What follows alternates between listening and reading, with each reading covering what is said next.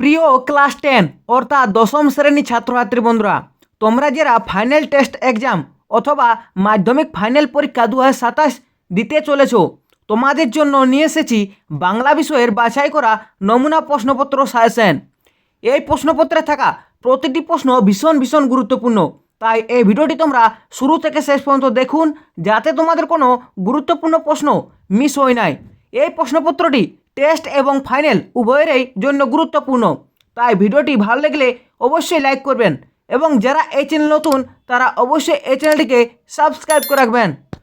তো দেখো, তৃতীয় পর্যায়ক্রমিক মূল্যায়ন 2026 ক্লাস 10 বিষয় বাংলা, পূর্ণমান 90, সময় 3 ঘন্টা 15 মিনিট। তো দেখো, একের দায় কী আছে, সঠিক উত্তরটি নির্বাচন করো। একের দাগের প্রশ্ন আছে, তা জানে না তপন, তপন যা জানে না তা হলো, এখানে উত্তর হয়ে যাবে অপশান ঘ, কেন আজ তার জীবনের সবচেয়ে দুঃখের দিন। দুয়ের দাগের প্রশ্ন আছে, ড্যাশ বলিতে বলিতে গিরিশ মহাপাত্র সম্মুখের দিকে অগ্রসর হইয়া গেল, উত্তর অপশান ক, রাম রাম। তারপরে দেখো, তিনের দাগের প্রশ্ন আছে, মানিক বন্দ্যোপাধ্যায়ের প্রথম প্রকাশিত উপন্যাসটি হলো, এখানে উত্তর হবে অপশান গ, জননী। চারের দাগের প্রশ্ন আছে, অস্ত্রের বিরুদ্ধে গান কবিতার শেষ পদটি হলো, এখানে উত্তর হবে অপশান গ, অস্ত্র রাখো গানের দুটির পায়ে। পাঁচের দাগের প্রশ্ন আছে, আমাদের ঘর গেছে ড্যাশ, এখানে উত্তর হবে উড়ে, অপশান খ। তারপরে দেখো, ছয়ের দাগের প্রশ্ন আছে, কহিলা রাক্ষসপতি কি বলেছিল, উত্তর অপশান খ, কুম্ভকর্ণ বলি ভাই মম।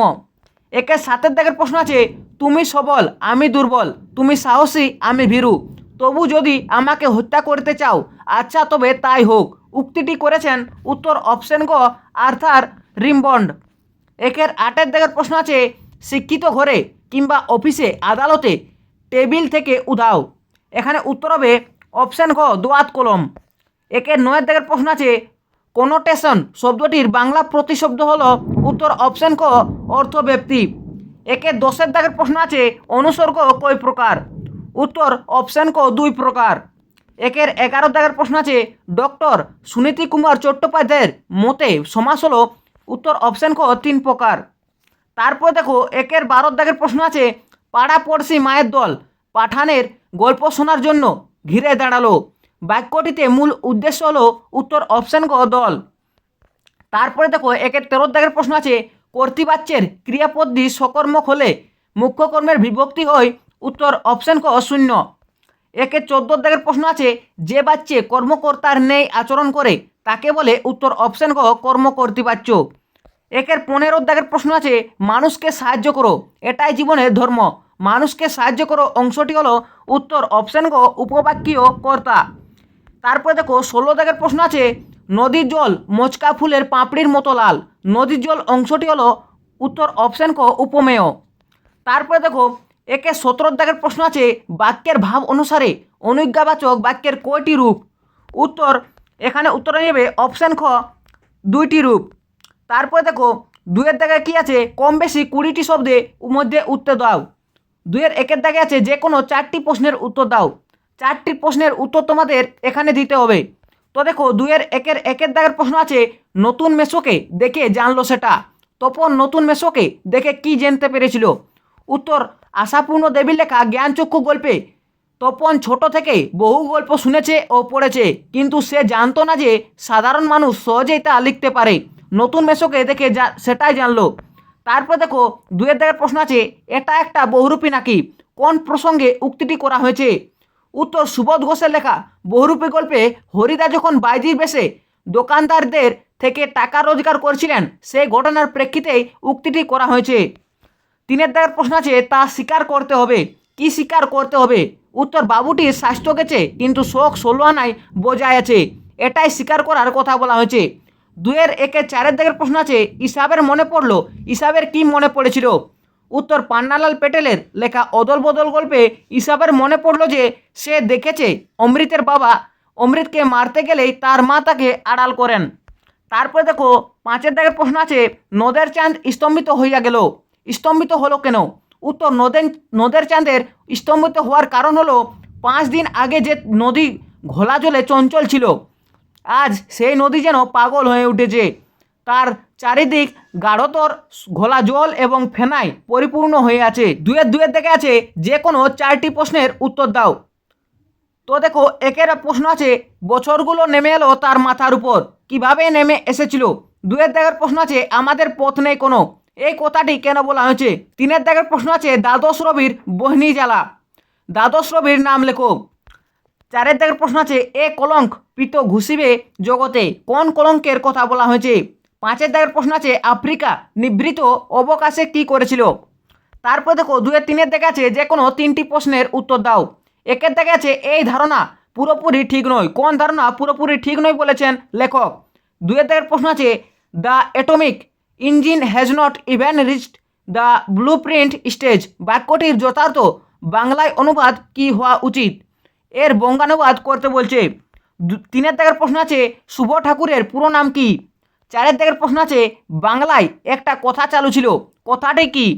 তারপর দেখো 2-4 দেখা আছে যে কোনো 8টি প্রশ্নের উত্তর দাও। 1 দেখা আছে নির্দেশক শব্দটির ব্যুৎপত্তি কি। 2 দেখা আছে কর্মবাচ্যের 2টি বৈশিষ্ট্য লেখো। 3 দেখা আছে সমাস ও সন্ধির মধ্যে একটি সাদৃশ্য লেখো। 4 দেখা আছে কালবাচক অপাদান ও কালাত্মককরণের মধ্যে পার্থক্য উদাহরণ সহ বোঝাও। 5 দেখা আছে আসক্তির অপর নাম কি। 6 দেখা প্রশ্ন আছে মহাশয় কোথায় থাকেন, ভাববাচ্যে পরিবর্তন করো। 7 দেখা আছে নীল লোহিত শব্দটির বেশ বাক্য সহ সমাস নির্ণয় করো। 8 দেখার প্রশ্ন আছে দার্শনিক তাকেই বলি যিনি কানে কলম গুঁজে দুনিয়া খোঁজেন, যৌগিক বাক্যে রূপান্তর করো। 9 দেখার প্রশ্ন আছে ব্যবহারে মানুষ চেনা যায়, ব্যবহারে পদ্যের কারক ও বিভক্তি নির্ণয় করো। 10 দেখে আছে বাক্য ও বাচ্যের মধ্যে মূল পার্থক্য কী। তারপর দেখো 3 দেখা আছে প্রসঙ্গ নির্দেশ সহ কম বেশি 60টি শব্দে উত্তর দাও। 3 রেখে আছে যে কোনো একটি প্রশ্নের উত্তর দাও। 2টি প্রশ্নের মধ্যে যে কোনো একটি প্রশ্নের উত্তর তোমরাকে করতে হবে। তো দেখো 1 দেখা আছে এ ঘটনা তো আমাকে বলেননি, বক্তা কাকে একথা বলেছেন, কোন ঘটনার কথা বক্তা আগে শোনেননি। 1-2 প্রশ্ন আছে বাহ এ তো বেশ মজার ব্যাপার, কোন ঘটনাকে বক্তা মজার ব্যাপার বলেছেন, তার মজার মনে হওয়ার কারণ কি। তারপর দেখো 3-2 আছে যে কোনো একটি প্রশ্নের উত্তর দাও। 1 দেখা আছে সব চূর্ণ হয়ে গেল জ্বলে গেল আগুনে, কি কি চূর্ণ হয়েছিল, এই পরিণতির কারণ কি ছিল। 2 দেখা আছে তার সেই অধৈর্যে ঘন ঘন মাথা নাড়ার দিনে, তার বলতে কার কথা বোঝানো হয়েছে, এই ঘন ঘন মাথা নাড়া কথাটির দ্বারা কি বোঝানো হয়েছে। তারপর দেখো 4 দেখা আছে কম বেশি 150টি শব্দে যে কোনো একটি প্রশ্নের উত্তর দাও। 4-1 দেখা আছে আজ যেন তার জীবনের সবচেয়ে দুঃখের দিন, তার বলতে কাকে বোঝানো হয়েছে, আজ বলতে কোন দিনটির কথা বলা হয়েছে, সেটি কি কারণে বক্তার কাছে সবচেয়ে দুঃখের দিন। 4-2 প্রশ্ন আছে পলিটিক্যাল সাসপেক্ট সব্যসাচী মল্লিককে নিমাইবাবুর সম্মুখে হাজির করা হইল, পলিটিক্যাল সাসপেক্ট কথাটির অর্থ কী, তাকে জিজ্ঞাসাবাদের সময় কোন পরিস্থিতি তৈরি হলো। তারপর দেখো 5 দেখা আছে কম বেশি 150টি শব্দে যে কোনো একটি প্রশ্নের উত্তর দাও। 5-1 দেখা আছে তন্ত্রে মন্ত্রে মোহ ঔষধি দিয়া সমুদ্র রাজ্যার কন্যা পদ্মা তার সখীদের নিয়ে কার পরিচর্যা করেছিলেন, কাব্যাংশ অনুসারে সেই পরিচর্যার পরিচয় দাও। 5-2 দেখার প্রশ্ন আছে আমার শুধু একটা কোকিল গান বাঁধবে সহস্র উপায়ে, উক্তিটি কার, কোকিলকে সে কিভাবে সহস্র উপায়ে গান বাঁধবে বলে কবি মনে করেন। তারপর দেখো 6 দেখা আছে কম বেশি 150টি শব্দে যে কোনো একটি প্রশ্নের উত্তর দাও। তো দেখো 6-1 দেখা আছে কলকাতা বিশ্ববিদ্যালয় যে পরিভাষা সমিতি নিযুক্ত করেছিলেন, কলকাতা বিশ্ববিদ্যালয় কবে পরিভাষা সমিতি নিযুক্ত করেছিলেন, কাদের এই সমিতিতে নিযুক্ত করা হয়েছিল, এই সমিতির সংক্ষিপ্ত পরিচয় দাও। 6-2 দেখার প্রশ্ন আছে কম্পিউটার তাদের জাদুঘরে পাঠাবে বলে যেন প্রতিজ্ঞা করেছে, তাদের বলতে কাদের কথা বলা হয়েছে, তাদের ঐতিহ্যের প্রতি লেখক শ্রদ্ধাশীল কেন। তারপর দেখো 7 দেখা আছে কম বেশি 125টি শব্দে যে কোনো একটি প্রশ্নের উত্তর দাও। 7-1 দেখা আছে সিরাজউদ্দৌলা নাট্যাংশ অনুসরণে সিরাজউদ্দৌলা চরিত্রটি বিশ্লেষণ করো। 7-2 দেখার প্রশ্ন আছে বাংলার মান, বাংলার মর্যাদা, বাংলার স্বাধীনতা রক্ষার প্রয়াসে আপনারা আমাদের শক্তি দিয়ে বুদ্ধি দিয়ে সবর কর্মে আমাকে সাহায্য করুন, সিরাজ কাদের কাছে এই সাহায্যের আবেদন জানিয়েছেন, কেন তিনি এই সাহায্যের প্রত্যাশী হয়েছেন। তারপরে দেখো 8 দেখা আছে কম বেশি 150টি শব্দে যে কোনো 2টি প্রশ্নের উত্তর দাও। তো দেখো এখানে 3টি প্রশ্ন দেওয়া আছে, তার মধ্যে তোমাদের 2টি প্রশ্ন করতে হবে।